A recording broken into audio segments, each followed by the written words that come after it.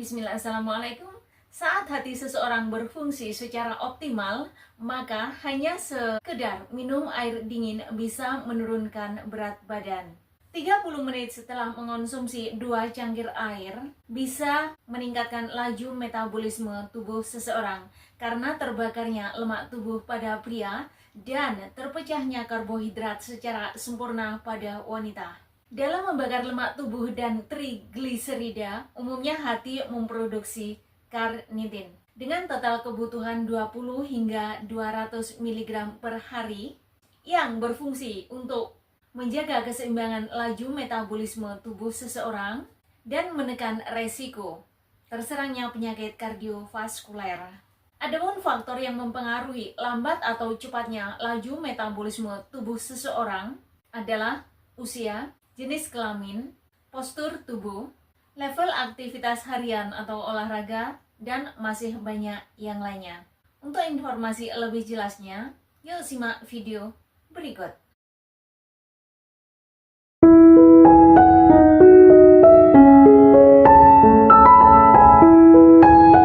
Setelah kita membicarakan betapa pentingnya otak dalam memutuskan pilihan makanan yang akan kita konsumsi, yang berhubungan dengan kesehatan serta cara kita memanage stres, ini saatnya kita berbicara masalah struktur tubuh itu sendiri. Di antaranya, kulit yang lembut elastis, darah yang bersih, tulang yang padat, serta otot yang kuat. Saya memiliki seorang teman yang usianya saat ini mencapai 50 tahun ke atas. Dalam kesehariannya, beliau melakukan aktivitas olahraga yaitu aerobik selama 1 hingga 1,5 jam per hari. Pada saat dia memiliki waktu yang senggang, dia pun cenderung untuk melakukan jogging di lapangan sepak bola orang dewasa dengan durasi 15 hingga 20 putaran per jam. Ini pun tergantung dari kapan beliau melakukan jogging ataupun lari. Mungkin saja kalian saat ini bertanya, kapan waktu yang tepat untuk lari ataupun jogging? Sehingga kita bisa merasakan betapa pentingnya jogging untuk kesehatan tubuh kita menyeluruh. Jika beliau jogging atau lari di sore hari pada musim dingin, tentunya beliau akan jauh lebih enjoy dan bahkan bisa mengurangi rasa lelah dibandingkan saat beliau jogging di waktu yang sama, yaitu sore hari tetapi di musim panas. Meskipun durasinya sama. Tapi lain halnya jika jogging dilakukan di sore hari di musim panas tetapi di ruangan yang ber-AC. Lain lagi halnya. Mungkin yang jadi pertanyaan saat ini adalah, kira-kira ada enggak hal-hal yang sangat mempengaruhi seseorang saat melakukan jogging? Jawabnya sudah pasti ada. Contohnya, lingkungan. Suasana lingkungan sangat mempengaruhi kenyamanan seseorang dalam berolahraga. Artinya, jogging di pagi hari lebih nyaman dibandingkan jogging di siang maupun sore hari. Bahkan pada malam hari. Tetapi masalahnya, nggak semua orang kan bisa melakukan jogging di pagi hari. Tetapi jika jogging tersebut dilakukan di siang bolong pada saat musim panas, tetapi di ruangan yang ber-AC, ini sangat jauh lebih nyaman juga. Tetapi saat ini yang ingin saya tekankan adalah maksimalkan aktivitas fisik harian plus perbaiki nutrisi makanannya agar kita semua bisa sehat dan kuat sepanjang hari. Kenapa? Karena umumnya kekuatan itu muncul pada orang-orang yang memiliki tulang yang padat karena terpenuhinya faktor kebutuhan gizi dan rutinitas harian yang optimal, yang sangat berkaitan sekali dengan cepatnya laju metabolisme tubuh seseorang. Salah satu hal yang sangat mempengaruhi cepatnya laju metabolisme tubuh seseorang adalah hormon. Umumnya, hormon memiliki peran yang sangat penting terhadap apa saja yang kalian lakukan, bahkan kalian rasakan, bahkan kalian rencanakan, dan masih banyak lagi tentunya. Kenyamanan hidup yang kita rasakan di setiap denyut jantung kita pun itu juga merupakan aktivitas hormon di dalam tubuh kita. Bahkan keluar maupun masuknya energi ke dalam tubuh kita dipengaruhi juga oleh faktor keseimbangan hormon tubuh seseorang. Pada saat kalian terkejut atau bahkan berteriak selantang-lantangnya di tepi lautan hanya sekedar melepas rasa penat, semua itu juga merupakan instruksi hormon ke otak kita yang menyebabkan berbagai reaksi tubuh maupun fisik kita yang sebenarnya bisa kita kontrol agar seluruh organ-organ tubuh kita berfungsi secara maksimal. Sebagai contoh hati, segala nutrisi, hormon, ataupun bahan kimia yang masuk ke dalam tubuh kita akan diubah ataupun dipecah, bahkan dijadikan lebih aktif di dalam hati. Contohnya, kandungan nitrit ataupun nitrat yang terdapat pada makanan kemasan atau olahan atau processed food umumnya akan dipecah atau dimetabolisme oleh cairan empedu yang terdapat di dalam liver atau hati. Adapun fungsi utama dari organ hati kita adalah untuk menjaga keseimbangan level elektrolit di dalam tubuh, termasuk peradangan, dehidrasi, bahkan kandungan beratnya air di dalam tubuh itu sendiri, dan masih banyak yang lainnya. Bahkan, hati juga akan menyaring atau memfilter darah yang akan diedarkan melalui saluran pencernaan. Di dalam hati pula lah, vitamin B akan diubah menjadi koenzim, yaitu senyawa yang berfungsi untuk membantu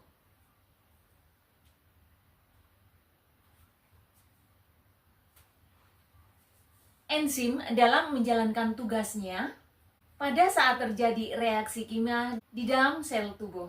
Adapun fungsi lain dari organ tubuh kita adalah untuk memetabolisme protein, lemak, dan karbohidrat. Saat hati seseorang bisa berfungsi secara optimal, hanya meminum air dingin pun bisa menurunkan berat badan seseorang. Kenapa?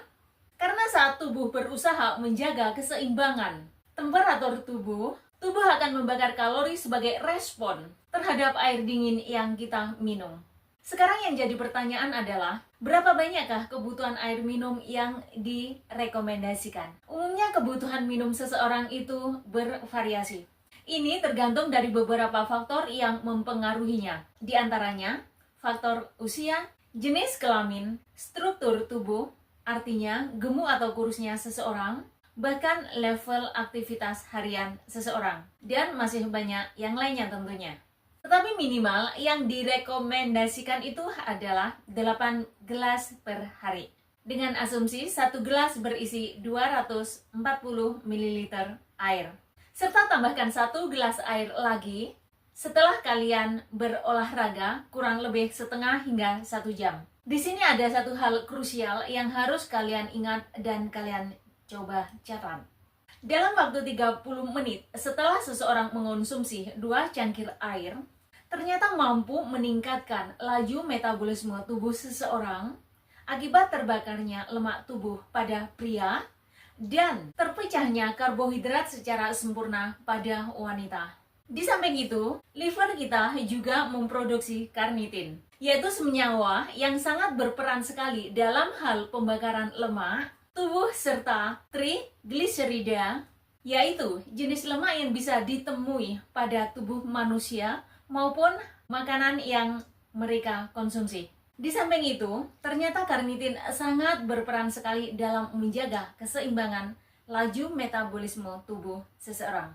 Artinya, semakin cepat dan efisien produksi karnitin di dalam liver, maka semakin cepat dan semakin efisien pula pembakaran lemak di dalam tubuh dan laju metabolisme tubuh seseorang. Seperti halnya vitamin C, ternyata karnitin adalah L-karnitin yang umumnya sangat berperan sekali dalam membantu menjaga kesehatan sel-sel tubuh dan menekan level trigliserida pada penderita kardiovaskuler. L-karnitin ini biasanya dijumpai pada sumber makanan yang mengandung tinggi protein, diantaranya daging sapi dan berbagai jenis daging merah lainnya. Jika video ini bermanfaat untuk kalian semua, please like dan share ke anggota, keluarga, dan teman terdekat kalian masing-masing. Untuk tip kesehatan terbaru per minggunya, subscribe dulu. Dan jangan lupa tekan tombol loncengnya untuk mendapatkan notifikasinya. Dari daerah mana kalian menonton video ini? Dan di usia berapakah saat ini kalian? Tolong tulis di kolom komentar di bawah. Dengan senang hati, saya akan membaca dan membalas seluruh komen kalian semua. Gimana kak, kalian masih tetap bisa fokus? Baik, kita lanjut. Lalu bagaimana dengan kacang-kacangan, poultry, ikan, telur, susu, bahkan jenis olahannya? Apakah juga mengandung L-karnitin juga? Jawabnya, iya. Makanan dan minuman golongan ini juga mengandung L-karnitin. Cuman, rendah kandungannya. Sekarang yang mungkin jadi pertanyaan kalian adalah, berapa kira-kira dosis harian L-karnitin yang direkomendasikan? Karena L-karnitin ini bukanlah golongan mikronutrisi yang esensial, sehingga nggak ada dosis harian yang direkomendasikan. Tetapi umumnya berkisar dari 20 hingga 200 mg per hari. Khusus untuk vegetarian, usahakan untuk mengonsumsi 1 gram per hari. Untuk lebih amannya, konsultasikan ke dokter keluarga kalian masing-masing sebelum mencobanya. Karena di video channel Suprapti ini hanya bersifat edukasi dan bukan dimaksudkan untuk mengganti anjuran maupun diagnosa dari tenaga medis profesional alias dokter. Artinya, segala tindakan yang kalian lakukan berkaitan dengan informasi yang ada di channel Suprapti ini adalah 100% tanggung jawab kalian masing-masing. Artinya, saya tidak bertanggung jawab atas segala tindakan yang kalian lakukan setelah kalian mendengar informasi yang ada di channel Suprapti ini. Jika saat ini kalian ingin menurunkan berat badan atau sekedar menjaga berat tubuh yang ideal, maka tingkatkanlah level aktivitas harian dan nutrisi kalian. Karena saat kita melakukan aktivitas olahraga, laju metabolisme di dalam tubuh juga meningkat, yang memungkinkan seseorang untuk membakar kalori lebih banyak. Akibatnya, BMR kalian pun meningkat. BMR atau basal metabolic rate adalah jumlah energi dalam kalori yang dibutuhkan oleh tubuh dalam menjalankan aktivitas dasar kehidupan seperti bernafas, menjaga keseimbangan suhu tubuh, gerakan jantung saat memompa darah, bahkan saat tubuh sedang dalam keadaan istirahat. Jika seseorang melakukan uji BMR di klinik, umumnya oksigen yang dia serap maupun karbon dioksida yang dia keluarkan bisa diketahui. Ingat, BMR ini juga dipengaruhi oleh umur, tinggi badan, berat badan, usia, level aktivitas, dan masih banyak yang lainnya. Jika kalian wanita, maka cara ukur BMR-nya adalah 655 ditambah 9,6 kali berat badan kalian dalam kilogram ditambah 1,8 kali tinggi badan dalam sentimeter dikurangi 4,7 kali usia dalam tahun. Sementara jika kalian adalah laki-laki, maka cara mengukur BMR kalian adalah 66 ditambah 13,7 kali berat badan kalian dalam kilogram ditambah 5 kali tinggi badan kalian dalam sentimeter dikurangin 6,8 kali umur kalian dalam tahun.